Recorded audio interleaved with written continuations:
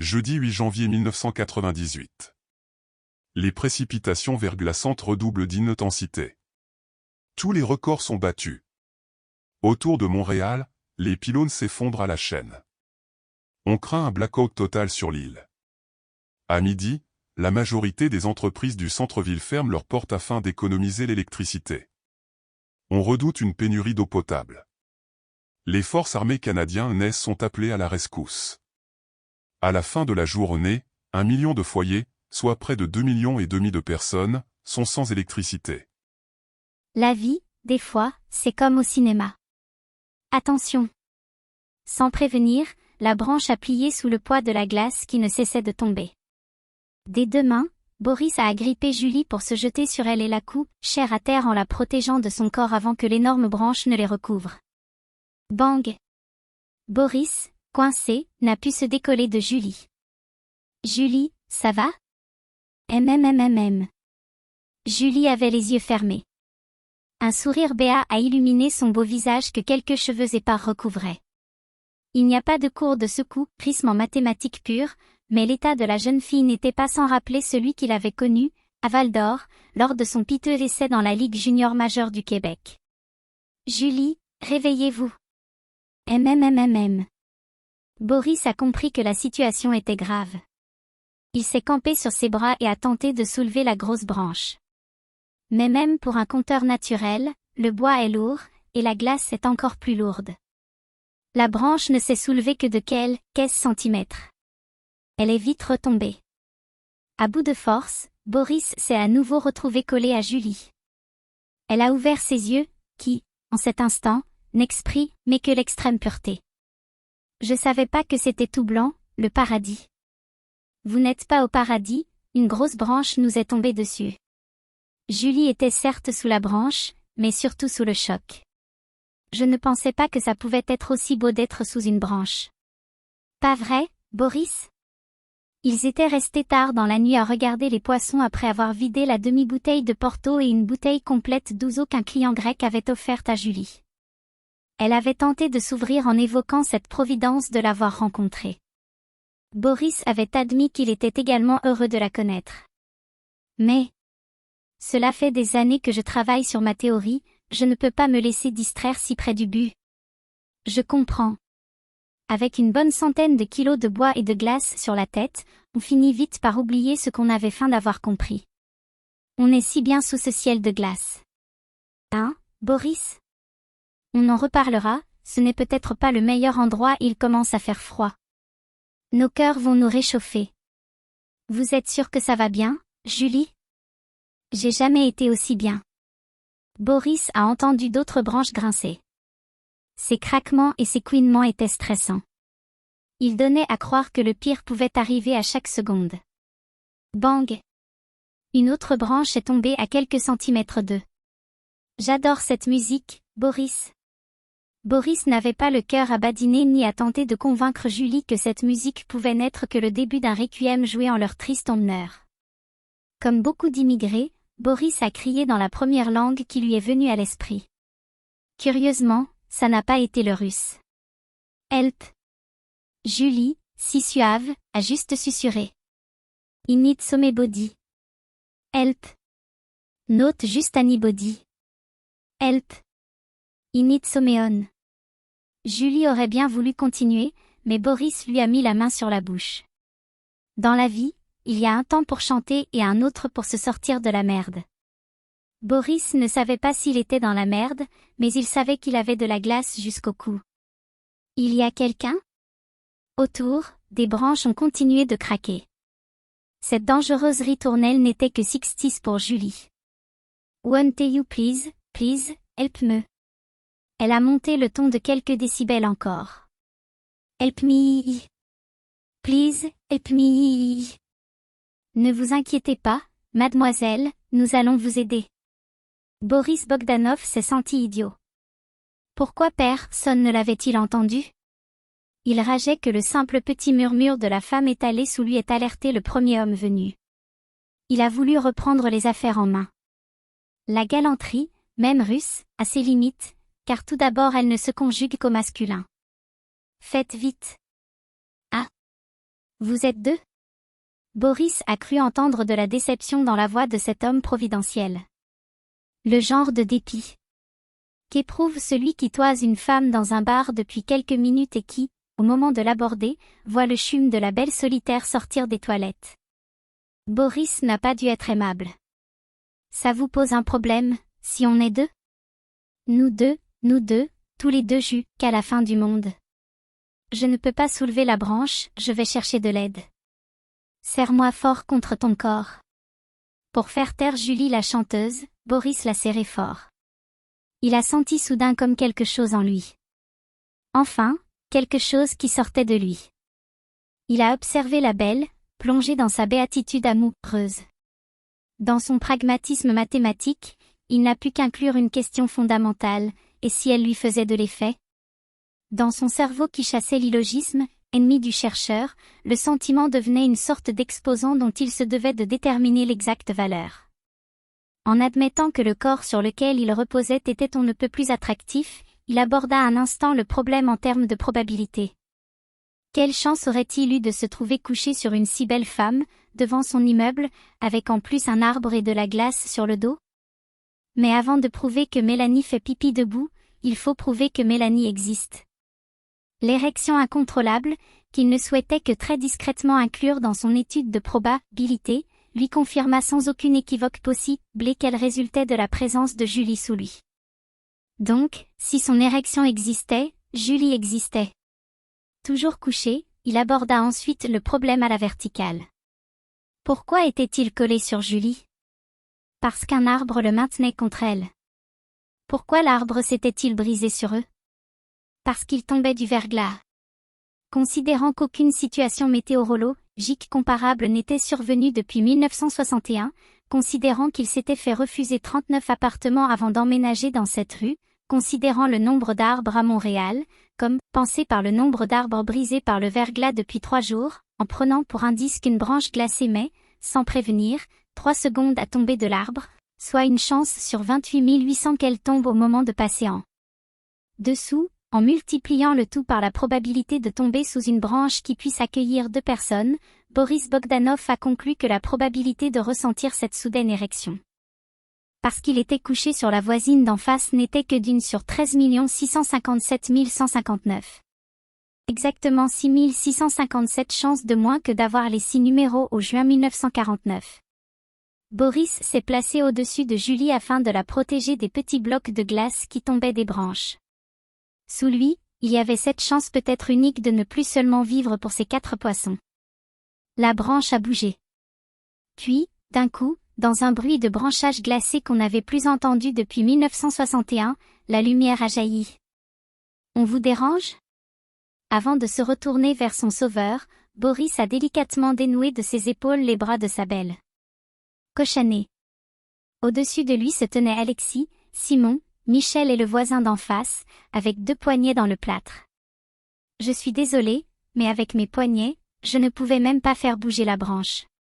Puis quand j'ai su que vous étiez 2, je me suis dit qu'elle devait être vraiment lourde, alors je suis allée chercher les voisins d'Axe en grave côté. Ça a été un peu long, mais on n'a pas pu s'empêcher de vous écouter chanter. Simon a donné un coup d'épaule à Michel. Boris s'est levé, puis a remis Julie sur ses bottes. Toujours un peu vaporeuse, elle s'est accrochée tout de suite au cou de son nouvel amour slave. Julie, désolée de vous avoir interrompu. Michel, calme-toi un peu. Comment avez-vous fait pour vous retrouver là-dessous? On ramassait de la glace pour la mettre dans la baignoire parce qu'ils ont annoncé que l'eau n'était plus potable. Effectivement, les usines de filtration n'ont plus de courant pour fonctionner. La tension est montée d'un coup. Le groupe s'est regardé. La situation devenait vraiment grave. On est vraiment dans la marde. On se croirait à la guerre. Pensez à ceux qui ont des enfants. Et ceux qui ont des petits bébés. Et les pauvres personnes âgées toutes seules dans leur maison. Pensez à ces pauvres poissons. Ça a coupé net le crescendo de la misère sans eau potable. Même si la logique la plus élémentaire associe l'eau aux poissons, personne, sauf Julie, n'y avait pensé. Ces poissons? Julie, qui avait retrouvé ses esprits, en avait long à dire sur le sujet. Dans son exaltation, elle ne se rendait pas compte qu'elle plaçait ça et là, comme Olga avec les oignons au cœur de la carpe, quelques mots de russe. Même racontée par une jolie femme, la théorie topologique de son savant russe apparaît, c'est comme une immense abstraction. D'être le spectateur de sa propre passion étalée devant tous, celle dans laquelle il s'était noyé, ébranla considérablement Boris. Alors que Julie, munie d'un bâton plein de glace, traçait de mémoire la trajectoire de chacun des poissons, il a regardé la rue dévastée, ces gens qui marchaient en plein milieu pour éviter les chutes de branches. Il a entendu ce craquement infernal et menaçant, annonce lugubre d'une chute imminente. Au loin, un cortège de l'armée est passé. Ça lui a rappelé les pires heures du régime communiste dans cette Russie d'avant où on n'existait pas, où, au mieux, on subsistait.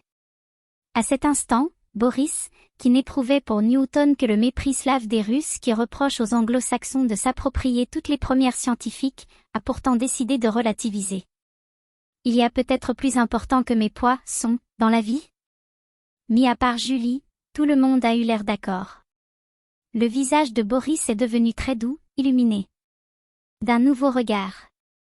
Il a souri à ce voisin qui avait voulu l'aider, à qui il n'avait porté aucune attention, malgré ses blessures. Monsieur, qu'est-ce que vous vous êtes fait au poignet? Par la fenêtre, Alex regardait Martin mimer à grands gestes sa chute du toit. Il est revenu à la chénifie et a replacé le bras à l'amorce du 45 tours. Une nouvelle fois il voulait entendre à l'edo. Vous auriez pu mourir après une telle chute. On est fait fort dans la police. Vous êtes policier? Dans quelle escouade? L'escouade des fainéants. Vous devez être nombreux. Alexis, tu ne vas pas mettre toi aussi. Moi, c'est Simon. Simon a délicatement encerclé de sa main le plâtre qu'on lui tendait. Il a vraiment fait attention de ne pas le secouer. Moi, c'est Martin. Moi, c'est Julie. Moi, c'est Boris. Aïe. Doucement, avec mon plâtre. Moi, c'est Alexis. Oui, oui, je vous reconnais, vous êtes le père d'Alex, le meilleur ami de mon fils. Oui, c'est ça. Moi, c'est Michel. Le frère de Simon, je suppose? Ce n'est pas son frère, c'est son blond. On dit son chume, Alexis. Martin n'était pas certain d'avoir bien compris. Julie a décidé de frapper la longue balle. Son fiancé, si vous préférez. Dans un même souffle, suspendu à sa réaction, la petite troupe s'est tournée vers Martin. Il n'a pas hésité bien longtemps. Ça me fait bien plaisir de vous connaître. C'est fou d'avoir attendu qu'un tel malheur nous tombe dessus pour se parler enfin. Michel et Simon se sont regardés, soulagés de s'être déchargés enfin de l'énorme poids de la clandestinité de quartier. Dehors, dans la rue, devant les voisins, ils se sont donné la main. Je t'ai bébé. Alex a, cette fois, décidé de ne pas réentendre la chanson. Il l'avait entendue tant de fois qu'il pouvait maintenant se la jouer tout seul dans sa tête. Il a glissé soigneusement le micro-sillon dans sa pochette. Sur la une, Alédo en mauve sur un fond jaune. Sur la photo, chemise blanche, col largement ouvert, Alexis souriant entre ses deux pattes blondes. À ses côtés, bandeau blanc sur sa crinière noire, Dolores, sa maman. Avant de ranger le disque sous son oreiller, il a caressé de son doigt le beau visage de sa mère. La porte d'entrée s'est ouverte. Entrez tous, ça nous fait plaisir de vous recevoir. Vous êtes sûr qu'on ne vous dérange pas? Mais non, il n'y a rien d'autre à faire, de toute façon. Michel va nous préparer un bon gros plat de spaghettis à la carbonara. Je passe chez moi chercher 2 bouteilles et je reviens. Tu vas réussir à te débrouiller avec tes plâtres? Oui, ne t'inquiète pas, Alexis. Alex est sorti dans le couloir pour aller au-devant de la troupe, chacun enlevant comme il le pouvait ses souliers en se cognant sur l'autre. Il a d'abord fait face à Julie et Boris, premiers à s'être déchaussés. Alex. Mon petit sauveur de chat. Tu nous as filmés, j'espère? Alex a viré au rouge vif. Boris, goguenard, s'est dirigé vers le salon à l'invité de Simon. Julie, pétillante, a attendu de voir les 2 hommes s'éloigner et s'est penchée vers Alex. En plus, t'as filmé, mon coquin. De la main, elle a doucement emmêlé les vœux d'Alex qui, vu les circonstances, n'a eu d'autre choix que se laisser faire même s'il n'aimait pas ce genre de traitement, lui, le rebelle. Julie a frotté de plus en plus fort. Allait-elle maintenant le gronder en criant? Avec tendresse, elle a repeigné de la main la tignasse ébouriffée. J'espère que tu me feras voir, j'ai toujours rêvé de tourner dans un film. La vie, des fois, c'est comme au cinéma. Je suis un Québécois solidaire. Mon père, après avoir prétexté sa crainte de glisser sur la glace, s'est accroché au bras de ma mère. Tout à l'heure, quand je l'avais regardé par la fenêtre, essayé de soulever la branche, il tenait très bien debout. Aussi bien qu'il avait été capable de manger seul, hier soir, en se cachant de nous. Je l'aimais bien, son petit jeu. J'étais content qu'on sorte tous les trois, même si papa avait mis du temps à convaincre maman de nous accompagner. Tu verras, ils sont très gentils. Quoi de plus normal que de rencontrer ses voisins? En 7 ans, on ne leur a jamais adressé la parole et là il faut tout de suite aller chez eux. À situation exceptionnelle, rencontre exceptionnelle. Moi, la petite voisine d'Alexandra côté, je ne lui trouve rien d'exceptionnel. Elle est très gentille. Elle vient de se prendre un arbre sur la tête avec son amoureux, le petit étudiant d'en face. Franchement, je n'ai pas le goût de me retrouver en tête à tête avec le père d'Alex. 50 fois je lui ai dit bonjour, il ne m'a jamais répondu. Il a beaucoup changé, tu vas voir. C'est une épidémie. Allez, viens, on va s'amuser. Maudit verglas. Devant moi, ma mère tenait dans chacune de ses mains une bouteille de vin, mon père agrippé à son épaule. Il l'a arrêté du bras et a chuchoté à son oreille. Décidément, je vais de découverte en découverte. Il faut tout de même lui expliquer. Je pense que c'est mieux que ça soit un homme qui lui en parle. Mon père m'a fait signe d'approcher. Il ne voulait pas lâcher ma mère. Je l'ai trouvé, soudain, très sérieux. Il ne faut pas que tu sois étonné, mais dans la vie, les hommes ne vont pas forcément avec les femmes. C'est leur choix. Simon et Michel sont un couple homosexuel. Tu le savais?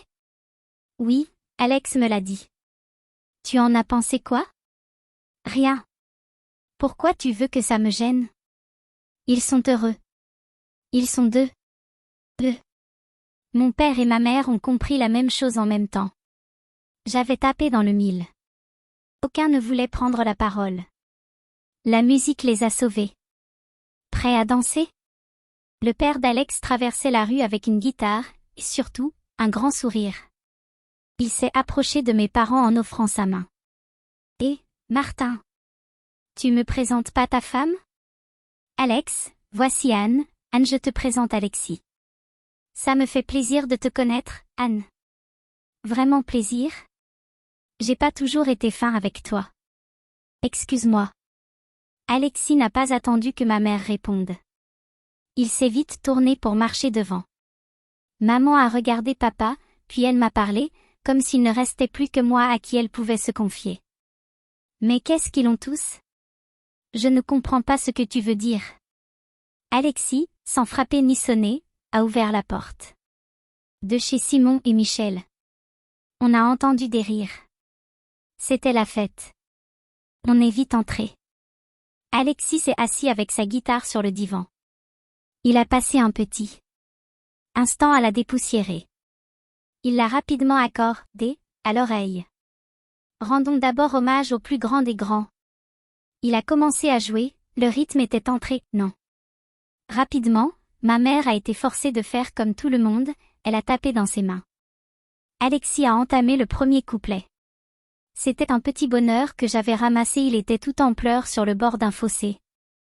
Julie s'est mise à pleurer en regardant Boris. Dans ses larmes, il y avait de la joie.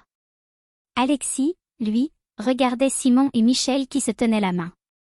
Mes frères m'ont oublié, je suis tombée, je suis malade. Si vous ne me cueillez point, je vais mourir, quelle balade. Les deux hommes étaient émus. Puis Alexis n'a plus fixé que Simon en ralentissant la mesure. Monsieur, je vous en prie, délivrez-moi de ma torture. Une main s'est posée sur mon épaule. Viens. Faut que je te parle. J'ai suivi Alex jusque dans la chambre. Pipo, certainement sous le choc de voir tant de monde dans sa maison, a juste passé sa tête de dessous le lit quand il nous a vus entrer. Excuse pour hier. Je ne voulais pas que ça finisse. Il m'a regardé droit dans les yeux. Il attendait mon pardon. Je lui ai souri. Il est allé jusqu'au lit et a passé sa main sous l'oreiller. Il en a retiré une pochette de disques et me l'a tendue. C'est ma mère. Je n'ai pas pu m'empêcher d'avoir un mouton dans la gorge. Elle est vraiment belle. Maintenant, je sais pourquoi je ne ressemble pas à mon père. C'est parce que tu ressembles à ta mère. Non, c'est surtout parce que ça n'est pas mon vrai père. J'ai dû poser mes fesses sur le lit. J'ai regardé Alex, ne sachant quoi lui dire. Il était si calme, comme un adulte, presque. Il est venu s'asseoir à côté de moi. On a regardé tous les deux la pochette. Mais pour moi, Alexis, c'est mon père, le seul.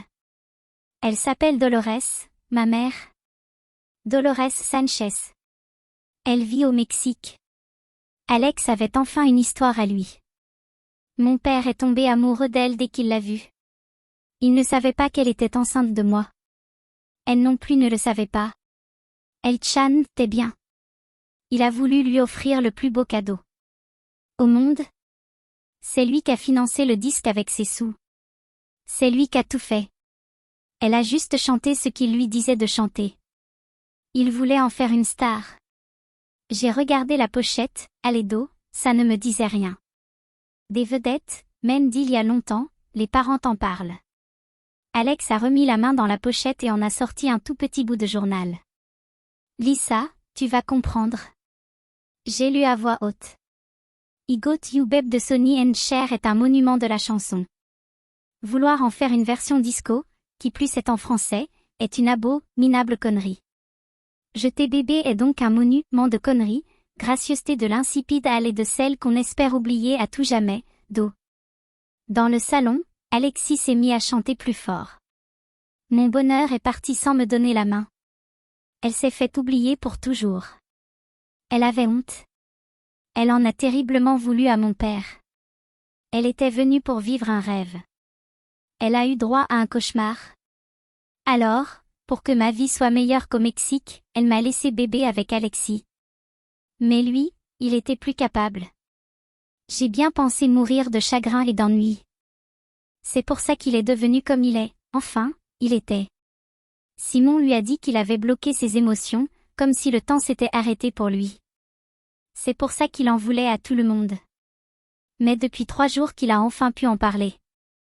Je découvre un nouveau papa. Et elle est où, ta mère? Je ne sais pas, au ciel, au Mexique. C'est pas important pour le moment de savoir ça. Il a vu que je ne comprenais pas. Le plus important, c'est de savoir qu'on a une mère. Tu peux pas comprendre, t'en as toujours eu une, toi. J'étais d'accord. J'en avais voulu à ma mère. Mais pour lui en vouloir, ça en prenait une. On veut toujours plus, sans jamais bien regarder ce que l'on a déjà. Alex s'est tourné et il m'a pris dans ses bras en me serrant très fort. Merci d'avoir fait tout ça pour moi. C'était bien le grand Alex, le plus fort, la terreur de l'école qui pleurait dans mes bras. J'aimerais ça, écouter le disque. C'est vrai? Pourquoi ça serait pas vrai? Malgré ce que t'as lu? Mais c'est ta mère et ton père quand même. Tu ne peux pas en avoir honte. Quand on est entré dans le salon, Alexis avait posé sa guitare et buvait un verre. Ma mère avait les joues un peu roses, mais n'a pas dit non quand on lui a reproposé du vin. Simon était avec mon père, qui avait réussi à coincer un verre dans son plâtre. Dites-moi, Martin, que vouliez-vous dire par policier fainéant? On ne peut pas dire que je sois vraiment au cœur de l'action. Quand Simon a vu Alex, avec le disque dans la main, se diriger vers la chaîne IFI, il a donné un coup de coude à Michel. Il y a eu un grand silence, car Alexis s'était également arrêté de parler. Des larmes, il y en avait encore sur les joues d'Alex. Alexis, à la vue de la pochette, s'est levé. Simon ne l'a pas laissé aller loin. Alexis, s'il a envie de nous faire écouter la chanson de sa mère et de son père, il faut le laisser faire.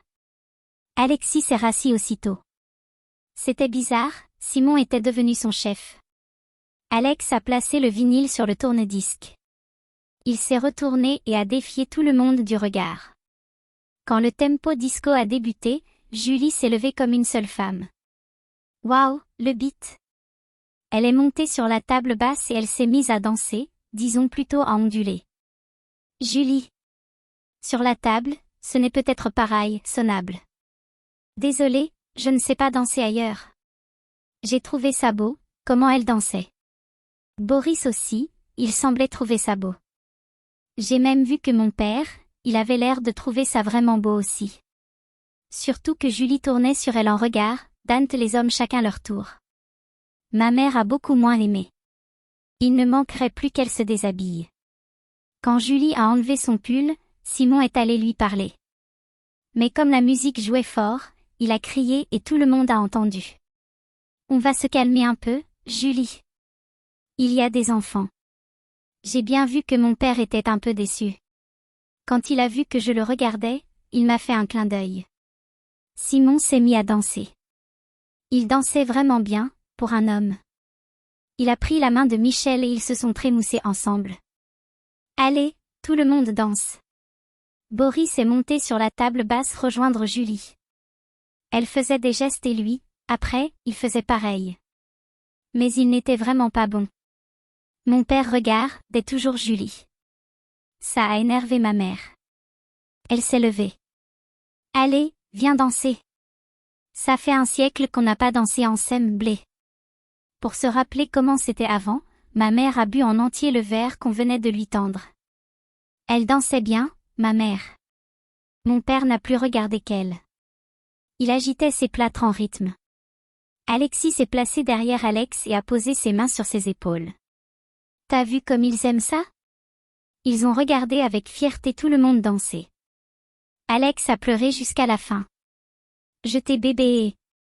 Ma mère, essoufflée, s'est accrochée à mon père. Julie s'est jetée en arrière, confiante en Boris. Il a placé ses mains pour la rattraper comme dans les derniers pas d'un tango. Clic. D'un seul coup, il a fait noir. On a juste entendu Julie tomber de la table basse. Boris ne l'avait pas rattrapée. Boum. Cochané. Tu vas bien? Il avait vraiment l'air inquiet. Puis on a entendu de drôles de petits bruits. Je n'arrivais pas à savoir ce que c'était. Puis j'ai compris, des becs. Mon Boris. Cochané. Puis des becs, encore et encore. On se calme, Julie. Clac. Michel a gratté une allumette et a vite allumé des bougies pour éteindre le feu en Julie. Quand la lueur est apparue, ma mère s'est décrochée de mon père. Julie s'est relevée en replaçant ses vêtements. Boris, lui, avait un grand sourire idiot. Alex s'est approché de moi. Je suis sûre qu'il l'a baisé. Je n'aime vraiment pas parler de ça. La situation était étrange. Le verglas venait de nous rattraper. Heureusement, mon père a pris les affaires en main. Bon. Qu'est-ce qu'on fait, là? Au moment où le parti prenait. Ça n'a pas d'allure. Alexis, que votre joie retrouvée ne vous fasse pas oublier que d'autres sont peut-être dans la misère. Excuse-moi, Simon. C'est vrai, ça, on est tout de même chanceux de pouvoir faire la fête alors que d'autres souffrent. Tout le monde se sentait coupable. Nos petits vieux. C'est Julie qui y a pensé la première. Vous les imaginez, tout seuls dans leur chambre, laissés à eux-mêmes, perdus dans le noir, sans télé? Ça ne devrait pas durer, Hydro va vite nous rebrancher tout ça. N'en sois pas si sûr, Simon. Ma mère s'est recroquevillée. Elle avait déjà froid. Je n'ai pas été inquiet pour elle, au contraire. Être congelée, ça allait l'aider à réfléchir. Pour le moment, le ciel n'avait fait qu'aider les autres, il devait finir son travail en s'occupant enfin de moi. J'espérais qu'Hydro-Québec ne foute pas mon plan en l'air. Des fois, il est difficile de s'oublier. Si on allait les aider? Qui? Ben, nos petits vieux. C'est une très belle idée, Alexis. C'est important que vous puissiez regarder les autres. Allez, on y va. Alexis, je parlais de l'idée, de votre cheminement intérieur. Ne nous emballons pas. Il n'y a pas le feu. On a entendu une sirène de pompiers dans la rue. Puis il y en a eu une autre, et encore une autre.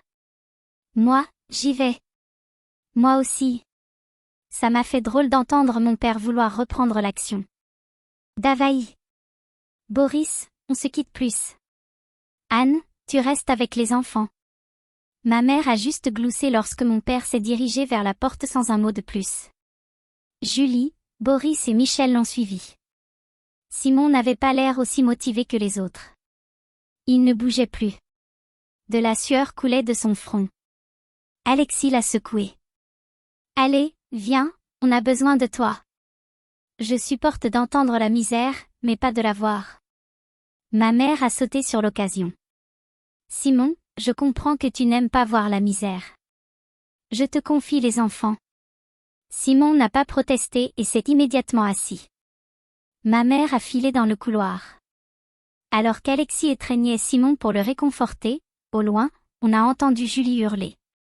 Boris, tes poissons. Il y a eu un grand silence.